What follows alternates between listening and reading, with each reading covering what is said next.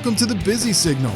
My name is Jim, and this is my retrostalgic 80s, 90s, and early 2000s podcast. This show aims to salute all the stuff from back in the day that is now extinct or quickly going that way. Hey everybody, welcome to the Season 1 finale of the Busy Signal podcast. I can't believe it's been a whole year so far of me doing this show because I've just had so much fun. And I'd been interested in doing a podcast for a really long time, but I just didn't really think I had something to say. But I do love to talk and found myself enjoying a bunch of nostalgic-centric content. And I just felt like all of a sudden I did have something to say or something to add to this kind of community. You know, the late Gen Xers, Zennials, Elder Millennials, formerly known as Gen Y. It just looked like a lot of fun, and sharing memories and experiences of old school stuff from back in the day with my own spin on it just seemed like something I really wanted to do. And I have done it for a whole year, and thank you just so much for listening. I've had so many memories unlocked, and I've learned a ton of stuff as well. Like some things I didn't even know from back in the day, now I do. And I have reconnected with some really good friends, had some amazing conversations that I never would have had it not been for this podcast. Which brings me back to all of you, the listeners of this show, the subscribers, the Instagram followers. A huge thanks to all of you. Thanks for listening, subscribing, rating the show, commenting on Instagram. It's just been really great. The positivity is amazing. It's just fun sharing collective experiences and, hey, do you remember this? And do you remember that? It's just been really cool. So we do still have a show to do right now. So I'm going to kind of knock it off with the sappy stuff. And we'll finish this season off the right way. A classic montage episode, a best of season 1. But most of the clips have been remastered because the equipment that I started this show with is not the equipment that I'm using now. Also, I've learned a lot about editing in post, so the clips will or should sound better than they did before. Also, I've added a bunch of bonus content. So a lot of things that probably should have been added in previous episodes that weren't, well, they're there now. So even if you've listened to all 26 episodes, you definitely haven't heard these clips like this. So enough jibber jabber from me, on to the montage. Enjoy, and I'll see you on the other side. Because just like everything that we're talking about today, something gets replaced by something and then boom, it gets replaced pretty quickly because the iPod got replaced really quickly with the introduction of the iPhone. An iPod, a phone, and an internet communicator. An iPod, a phone. Are you getting it? These are not 3 separate devices. This is one device. And we are calling it iPhone. All of a sudden, your phone was your iPod and your iPod was your phone. Radio Shack just seemed like such a permanent institution in America. When I was a kid, I saw Radio Shacks everywhere. Not even just in malls, but they had their own brick and mortar stores, sometimes in strip malls, but sometimes standalones. They were everywhere in every town, and their commercials were always on. And every Black Friday, they always had some super cool remote-controlled car that they were releasing for the holiday season that was going to be like the must-have remote control car for Christmas. Or in 2002, they actually had really big success with Zip Zaps. Does anybody remember Zip Zaps? They were like little cars that were completely customizable, real cars, Subaru WRXs and, Mitsubishi Lancers, and you could customize them. And you had like little handheld carry along with you remote controls. They were cool for kids. I was a little bit too old for them, but looking back on them, I remember them and they were cool. Zip Zaps micro RCs at Radio Shack. You can zip them together in minutes, zap them on the charger, then zoom away in seconds. Customize your car with upgrade kits. Change body tops, motors, gears, and more. You can get your hands on them all. Radio Shack had started out being a Radio Shack. It was a place for radio hobbyists, for ham radio enthusiasts. And then they just went up from there. If you went into the back, they had drawers just full of like resistors and wires and little tools for little electronics. And you could get just pretty much anything if it was electronically related. Although, really, I was a kid. I really just remember the remote controlled cars. I think they had TVs, answering machines, universal remote controls for your televisions, stuff like that. Gadgety toys and the like. I think I started realizing that Radio Shack was kind of in trouble when they rebranded themselves The Shack. 1, that's a terrible name. 2, it's kind of pathetic. It's like that friend you have whose name is Jim, but randomly walks in one day and says he wants to be called J-Dog. A, no one has ever called him J-Dog, nor do they want to. And B, that's stupid. The rebrand was our first clue that Radio Shack had kind of become irrelevant in the world of consumer electronics. However, as of this episode, there are reports that Radio Shack brand has been purchased by another company and a possible relaunch is in the works. Although Radio Shack is still online as an online retailer, I don't know who's going there, honestly. What I do know is that many people remember Radio Shack very fondly. So much so that it was even featured in season 2 of Stranger Things. So rest in peace, Bob and Radio Shack. You just can't talk about fitness from the 80s and 90s, at the very least, without saying the name Richard Simmons. That guy represented fitness, and especially aerobic fitness, in the 80s. He was absolutely everywhere on every television show, talk show. He was just sweating to the oldies, and that's what we're talking about. Sweating to the oldies. This is my brand new aerobic workout tape, Sweating to the Oldies. And if you don't like having fun, well, you best not come in here. Whoa! Those commercials were always on. It wasn't like big, long infomercials that I remember. It was just regular commercials. Like, buy the tapes for Sweating to the Oldies. I think there were cassette tapes, VHS tapes, so you could just keep going. And then there would be new routines with all new oldies to sweat to. There were 5 spin-offs to this Sweating to the Oldies. The one interesting thing that I learned was that Richard Simmons' name isn't Richard Simmons. It's Milton Teagle Simmons. I like Richard Simmons better. And the Sweating to the Oldies content that he put out is only just a drop in the bucket. I mentioned he had Deal a Meal, but he had tons of other products, weight loss products and programs that he did. He even had studios, DVDs, CDs, websites. He was just a killer guy on the workout scene. So we salute Richard Simmons and his Sweating to the Oldies. Another one. Now this one does not affect me. And honestly, it doesn't affect me. It just annoys me because there is a big population. And at this point, I don't know how much of it's tongue in cheek versus how much of it is people actually have this false memory. Sinbad, the actor, the comedian. You're familiar with Sinbad? Yes, for sure. I absolutely love Sinbad. He's hilarious. Mm-hmm. I remember like in the mid 90s watching one of his comedy routines on Comedy Central when they only showed like comedy routines, and it was him at a university. I saw that and I cracked up, and then I had to show it to my dad, and we were sitting on the couch crying. He's funny. He is a funny guy. But there is a large population of people that remember Sinbad starring in a movie as a genie named Shazam, which immediately when I heard that that's a thing that people remember, I'm like, wait a minute, no. This was Shaquille O'Neal, and the movie was called Kazam. Like this is cut and dry for me. This is seriously just people being confused, and downright almost mass hysteria. Because come on now, yeah, it was 2 really big stars at the time. Yeah, I will say though, in 1990, when the Zachary Levi movie Shazam came out, I did say, didn't they already make a movie show called Shazam? But that was just because Kazam and Shazam are such similar words, I think, that I was like, they already made a movie called Shazam. Why are they calling this movie Shazam? But it was, yeah. Now, the thing is, when the Mandela effects first started being a thing and people were cognizant of it, and people were starting to say, well, Sinbad starred in a movie named Shazam. Sinbad himself actually went on record saying, no, I never did that.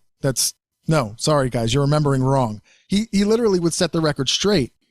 But there was a website at the time called collegehumor.com, which is no longer collegehumor.com. It's like dropout.com. Yeah, I did a little research just to get the actual date. But on April 1st, 2017, and you can still go on YouTube and find it's now under Dropout, not collegehumor.com. You can find the original video that they released on April Fool's Day 2017 of a trailer for the long-lost movie Shazam with Sinbad. We're going to start all over, right? I'm going to introduce myself. I am Shazam! I'm the genie of the lamp. Oh, my goodness. I did not know that. It's actually done really well. It's the filmography is old and kind of like, 90s like. And there's 2 kids. And they're dressed very early 90s. They're in an attic and they're talking about maybe how their mom had passed and their dad just has all their mom's stuff upstairs, and they're rooting around through this attic.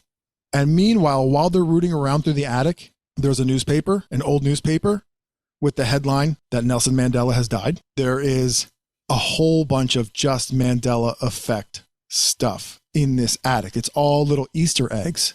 Oh, that's so cool. I gotta look this up now. And then they come across a lamp. And of course, Sinbad pops out. And it's hilarious. I mean, it's totally campy, like early 90s campy.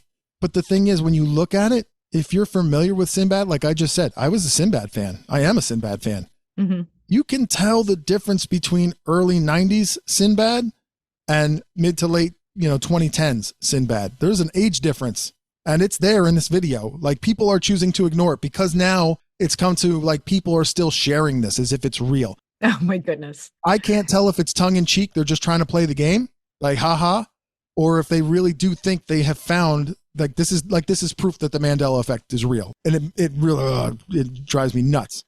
And Sinbad himself, being the comedian he is actually now reversing. He's flipping his script and saying, yes, I've starred in this movie.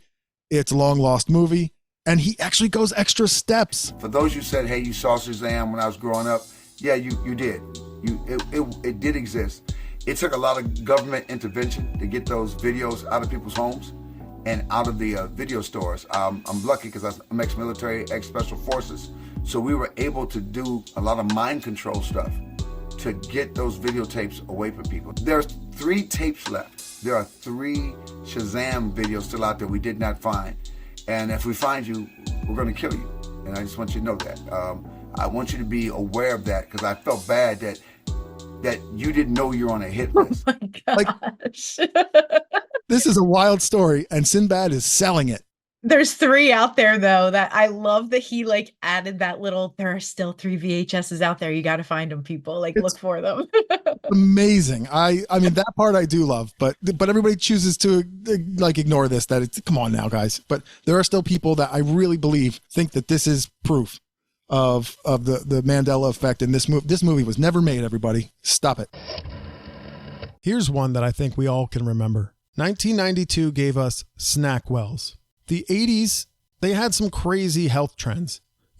Cut out the salt, cut out the butter, no eggs. Eggs are bad. We had substitutes for everything. There was salt substitutes. There was butter substitutes. There was bacon substitutes. The 1980s was cholesterol is bad. Cut out the cholesterol. The 1990s said, not only just cut out the cholesterol, but don't eat fat. Fat is bad. Fat-free is the way to be.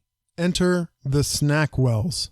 Fat-free cookies. You heard me. Fat-free cookies. Nowadays, we don't really bat an eye at that. But back then, fat-free cookies was like, what? I can eat cookies without guilt? No fat? Really? Bring it on.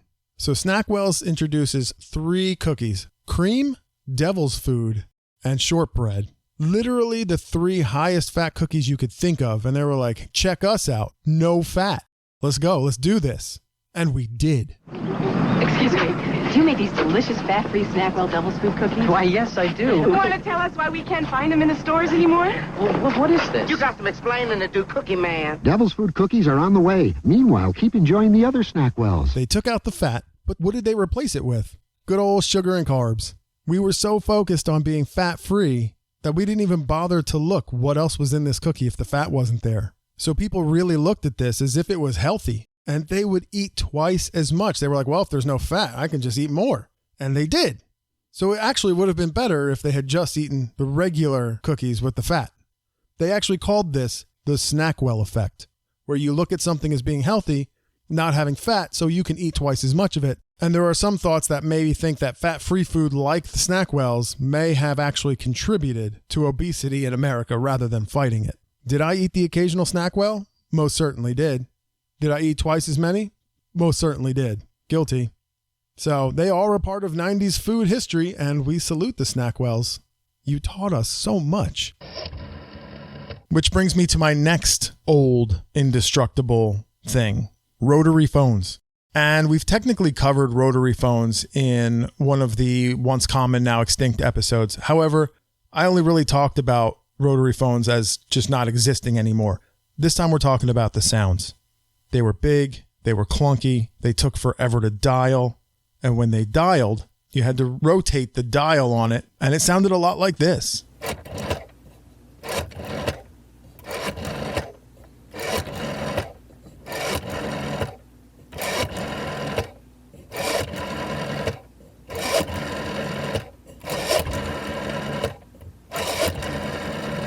Problem was, if you made a mistake, you had to redial the whole number, and it took time.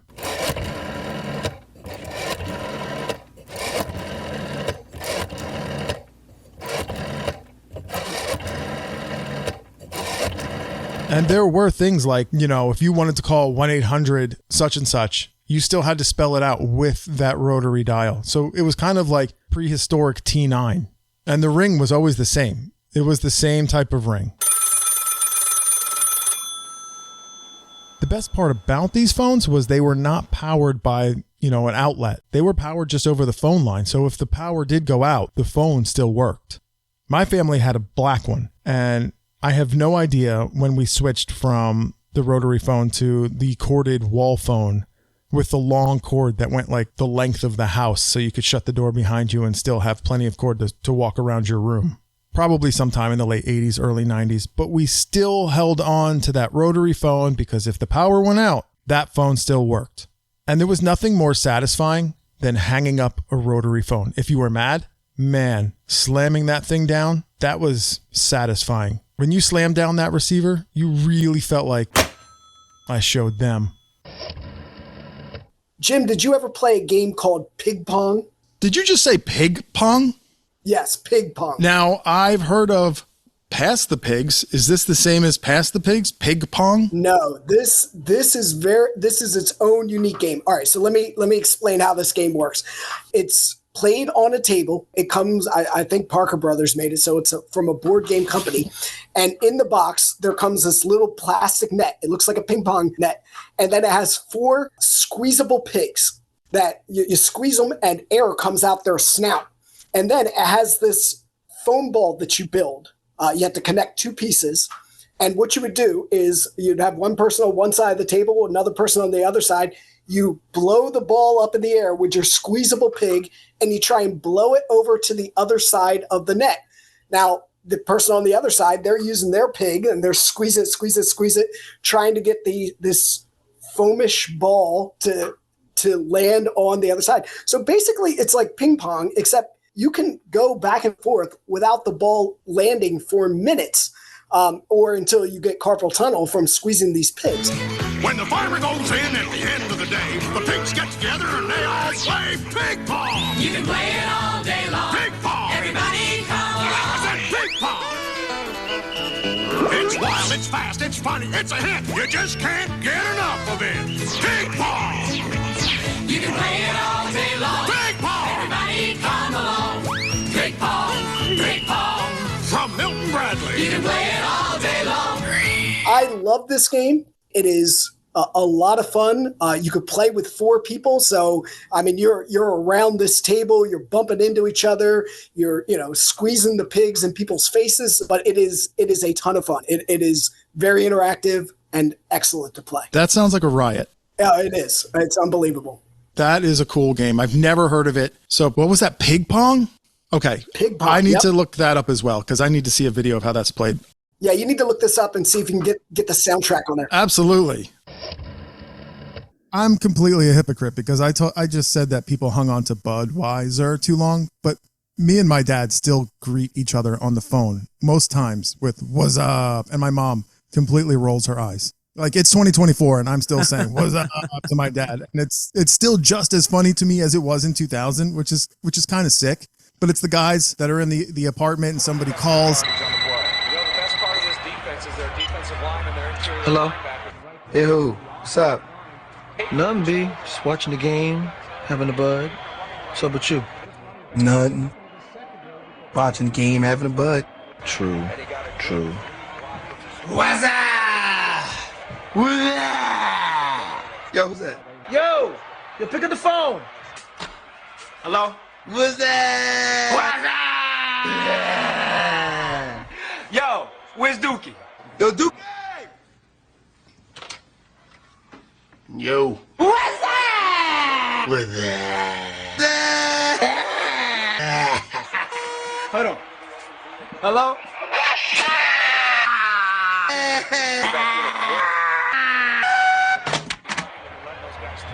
So what's up, B? Watching the game, having a bud. True. Do you remember that they ran that back in 2001 with Aliens?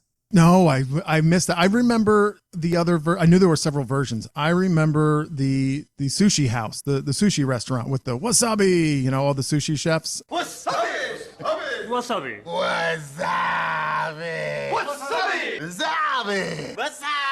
Yes, that too. But I don't think that was necessarily a Super Bowl commercial. I think that was just a follow-up from the original. Right. That they just kind of...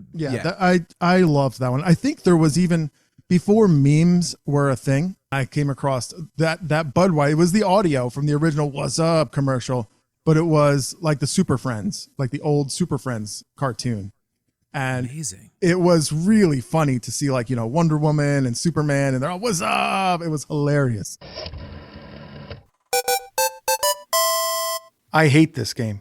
This is not one that I remember fondly. This is a game that was gifted to me that I wanted, and I was bamboozled. 1984, I didn't get this in 1984. I probably got it in more like 88, 89, Ghostbusters. And I pretty much got most games either for Christmas or birthdays. So I wanted my games to be as good as possible because for the next 6 months, that's what I'm going to be playing a lot of. And I was a huge Ghostbusters fan. I had everything. Like, I had all the play sets growing up. I had the Firehouse, Ecto-1, the Proton Pack, the PKE meter, all the figurines, a trap. I was big into Ghostbusters. So for Nintendo to have licensed a Ghostbusters game, I was in. This is up my wheelhouse right here. So I get it, and I'm just super jazzed. I remember opening that package, unwrapping it, and it was just a black box with the Ghostbuster symbol on the front. Tore into that box, threw that cartridge into my Nintendo, and the first thing you see is a black screen, the Ghostbuster symbol, and you hear, like, it was the worst voice I'd ever heard in my life, but it sounded amazing to me because I was like, oh, it talked to me. That was the first time a Nintendo game had said anything to me, and I was like, oh, it said Ghostbusters. It really sounded like somebody was like gagged and put in the trunk of a car. That's what it sounded like, or at the bottom of a well, you know? But I totally ignored that and had my freak out moment. I'm like, this game is going to be amazing. Not to mention the 8-bit version of the theme song was really good for the first 1,000 times.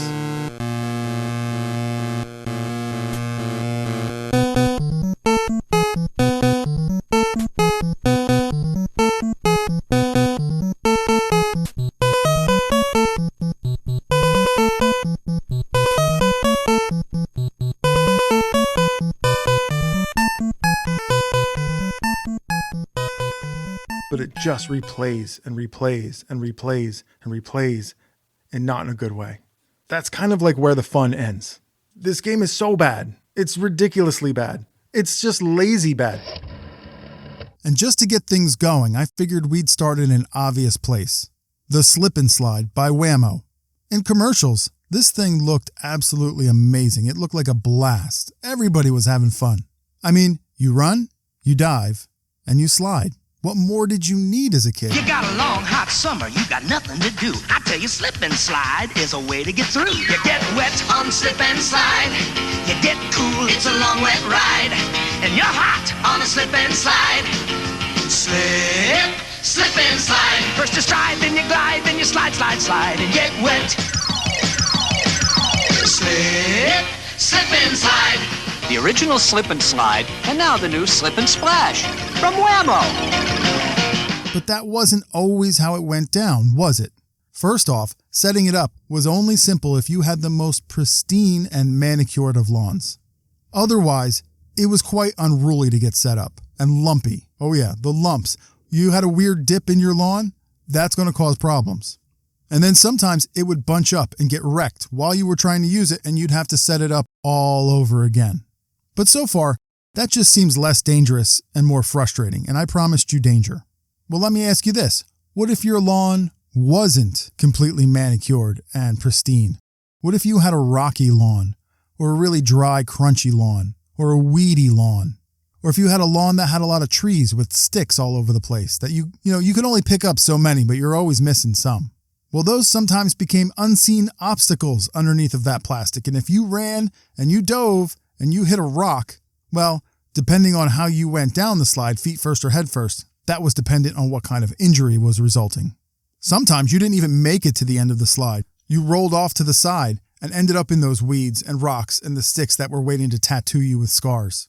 But the real danger happens when kids run onto the slippery sheet of plastic. They're supposed to run and dive onto the plastic. That slippery plastic under their feet, that was where the danger was. And that's where neck injuries, spinal injuries, who knows how many abrasions and contusions happen from that, at the very least. So kids, if you're out there using the slip and slide these days still, be careful.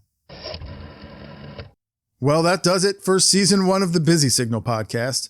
I know that there are tons of other podcasts out there, even other nostalgic-centric podcasts. So from the bottom of my heart, thank you for taking a chance on this podcast and listening. I've got most of season 2 planned out, all the episodes at this point. But if you do have suggestions, by all means, I'd love to hear them. I am open to ideas, absolutely. And season 2, you're not going to have to wait very long. It will drop just like every other episode, just like normal every other Friday. So 2 weeks from now, if you're listening to this in live time, season 2 will premiere, and it's going to be a little spooky. We are in spooky season, so make sure you subscribe wherever you get your pods. The Busy Signal podcast is there, so make sure you subscribe. And please, if you can, write a positive review, rate it, give it that 5 stars. It just really helps get the word out, helps get the podcast in other ears so we can kind of grow this community. And thank you in advance for that, for sure. The Busy Signal is also on Instagram at Busy Signalcast. So every week I'm running a different theme for old school commercials. And occasionally I am making my own reels with some original content. Most recently, I took a whole week to sharpen my Rubik's Cube solving skills. If you didn't know, I love Rubik's Cubes and I can solve them. And I took a whole week to try and shave off my solve times under a minute. How fast did I actually get it down to? Well, you're going to have to check it out. Check out at Busy Signalcast on Instagram. Go to the highlights and look for Rubik's Cube. All right, everybody. This past year, while it's been great, I am looking forward to season 2, which does come out in 2 weeks, like I said. So catch you guys later. Once again, I'd like to say thanks for listening. And as always, you can listen to The Busy Signal everywhere quality podcasts are streamed. Hit the subscribe button to have a new episode delivered directly to your favorite device every other Friday. If you really like the show, leave a 5-star rating or a positive review on Apple and Spotify. That lets everybody else know to come check out what you already think is awesome. You can also head over to Instagram and follow the show at Busy Signalcast for even more retro-nostalgic content. I share a good amount of fun stuff that isn't mentioned on the episodes. While you're there, say hi in the comments. Don't be shy. And until next time, remember, reach out and touch the past.